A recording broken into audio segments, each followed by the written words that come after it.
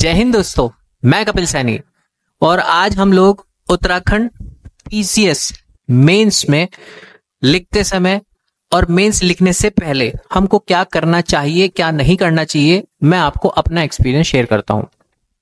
देखो, जब हम लोग इसमें पॉइंट वाइज बात करेंगे।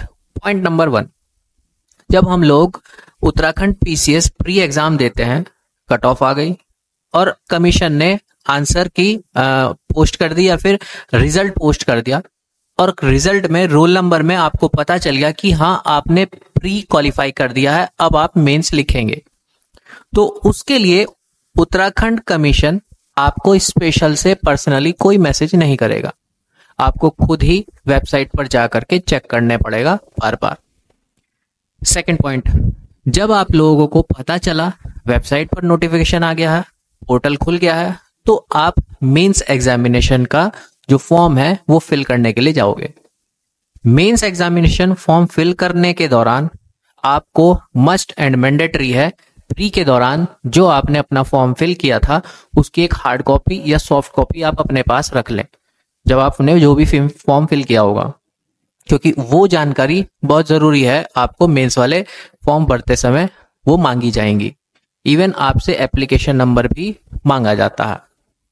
तीसरी चीज, जब आप एप्लीकेशन फॉर्म फिल करते हैं तो वहां पर सेंटर हम लोगों को 2 ही मिलते हैं, एक हल्द्वानी और एक हरिद्वार।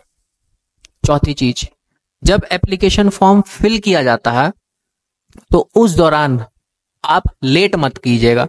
सपोज आपको चाहिए हरिद्वार और आपने देखा कि यार अभी तो लास्ट डेट 5 दिन पड़े हुए हैं, आखिरी दिन भर देंगे, उससे एक चांस ऐसा भी बन सकता है कि आपको उत्तराखंड के अंदर मेंस लिखने के लिए सीट अवेलेबल ही ना हो, शायद आपको हल्द्वानी का सेंटर मिले। बहुत से बच्चों के साथ जो मेरे साथ थे उनके साथ ऐसा ही हुआ था।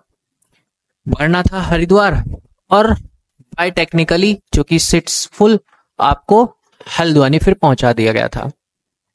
नेक्स्ट पॉइंट, जब आप मेंस लिखने के लिए जाएं तो 3 घंटे का मेंस का पेपर होता है।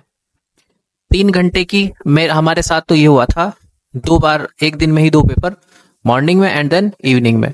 8 से 11 का एक स्लॉट और एक 2 से 5 का स्लॉट। 8 से 11 के दौरान लिखते जा रहे हैं, 2 से 11 के दौरान लिखते जा रहे हैं, मतलब एक दिन में 6 घंटे आपको लिखना है।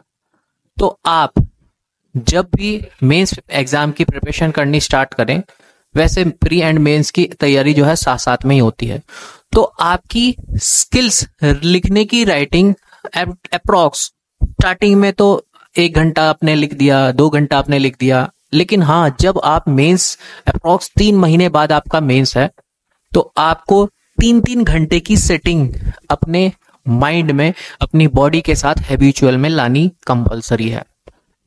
नेक्स्ट पॉइंट, जब आप मेंस की तैयारी कर रहे होते हैं, आपको पता चल गया कि हाँ अब मेंस 3 महीने बाद है या 6 महीने के बाद है, तभी से ही आप अपनी 8 से 11 बजे की सेटिंग फिक्स कर दो। 8 से 11 बजे आपको राइटिंग करनी है, आंसर राइटिंग करनी है। देन फिर 2 बजे से 5 बजे तक आपकी सेटिंग फिक्स होनी चाहिए कि हाँ मुझे इतने बजे से इतने बजे तक की सेटिंग कंफर्ट मतलब मुझको करनी है। तो ये होगा एक साइकोलॉजिकली आपकी माइंड, आपकी बॉडी एक मेंटेन हो जाएगी उस टाइम ड्यूरेशन के स्लॉट में कि हाँ इतने घंटे तो मुझको लिखना ही लिखना है। तो वहां पहली बार जब लिखने जाओगे तो आपको ऑकवर्ड फील नहीं होगा कि यार थक गया मैं, तो मेरे तो कंधों में दर्द होने लगा है, मेरी तो उंगलियों में दर्द होने लगा है। ऐसा आपको प्रैक्टिस के दौरान ही फील होगा, उसके बाद आप फिर गो थ्रू हो जाओगे तो आपको इतना ज्यादा मतलब महसूस नहीं होगा।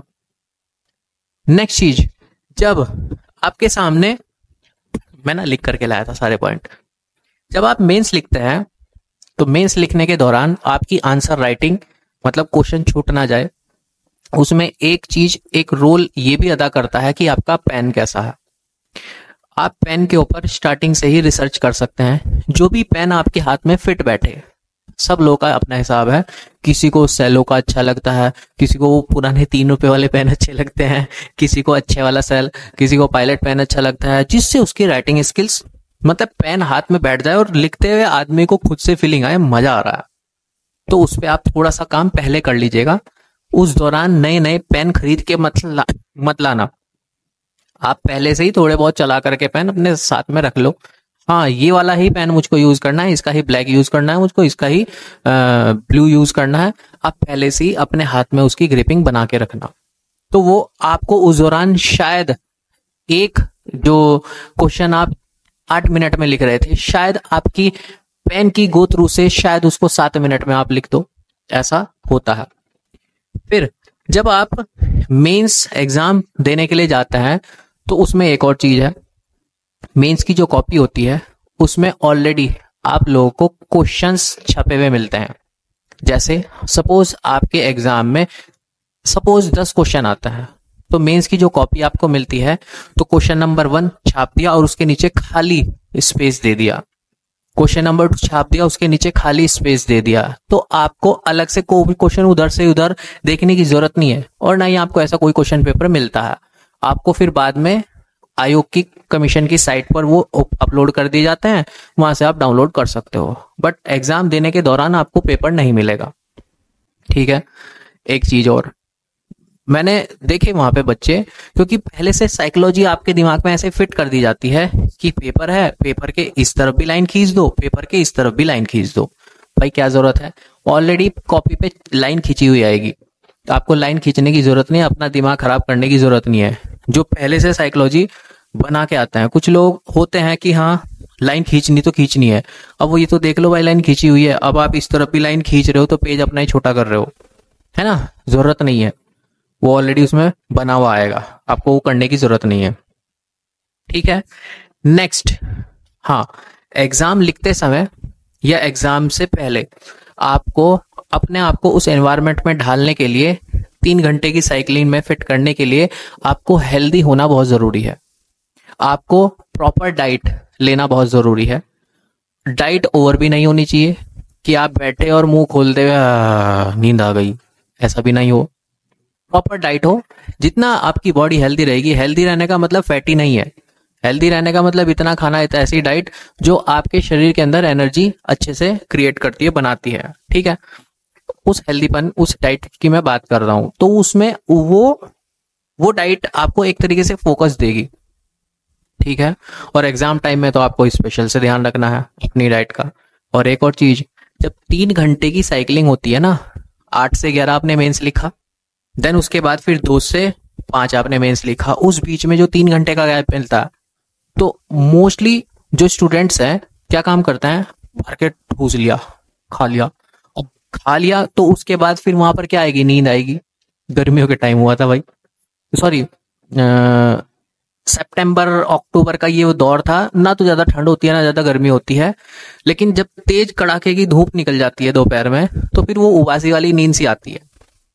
अब ये ड्यूरेशन चेंज भी हो सकता है, लेकिन ज्यादा जो है पेट भर के मत खा लेना, हल्का खाना, ताकि आपको नींद भी ना आए वहां पर। दूसरी चीज, इंपॉर्टेंट चीज, एक मेंस मॉर्निंग में और एक इवनिंग में लिखते समय बीच का जो 3 घंटे का गैप रहता है उसमें मत पढ़ना।